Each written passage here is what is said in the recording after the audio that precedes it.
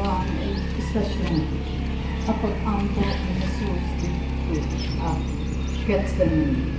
Nagsisimba o nagdayag kang imo o Kristo.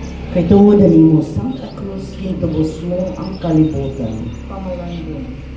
Nagkantahirang inusang imo nga napakadto na tanaman sa Gethsemane. Dito nag-ampo Jesus.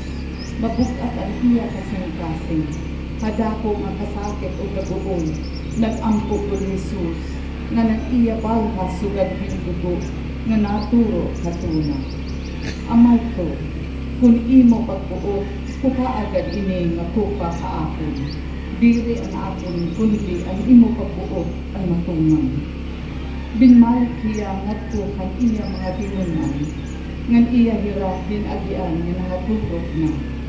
Pero hiya, may ada na kalinaw, nakasing-kasing, kay sinmugot hiya, pinusang nga gugma, nga diri na gugma paya, ka iya.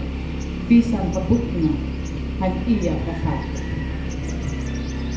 Amay namang nga ada ka mga langit, pagdayamon ang imong ngaran, ikanhimo kaamon ang imong ginhalian, ipasunod ang imong pagbuot, dinhatuna, sugad ang pagsunda dito sa langit. Kami niyan ang karangan naman ay kinadlaw.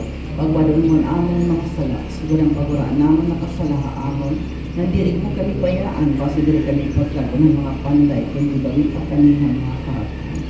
Magimayan ko Maria, nga napuno kahing grasya. Ang Ginoo nga Dios ada kay imo.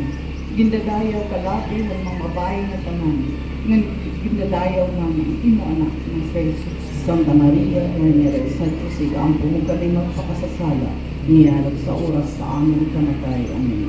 Himaya hamay o sa anak o sa Espiritu Santo. Sa garatong pinikaman na ng padayunan, mga tanan ng mga katuigan, mga tumang punto. Pag-ampo, makurigod, pagkarawat, ang diri nato na sa santo, didahan akong kinabuhi, sakit, kamatayon, o mga problema sa kinabuhi.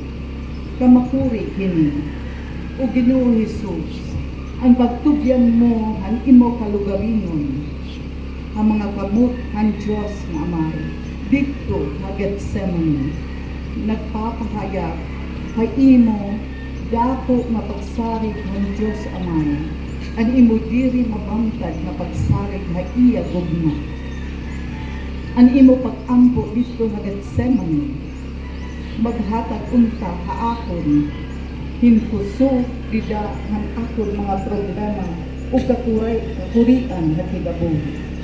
Himua ang imo mga pag-ampo dito nga Gethsemane na akong kusog, akong paglaom hadayigay.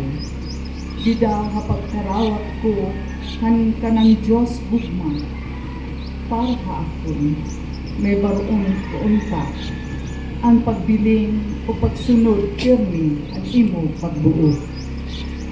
O Ginoo Jesu Kristo, ginraysang kahapon. Pero,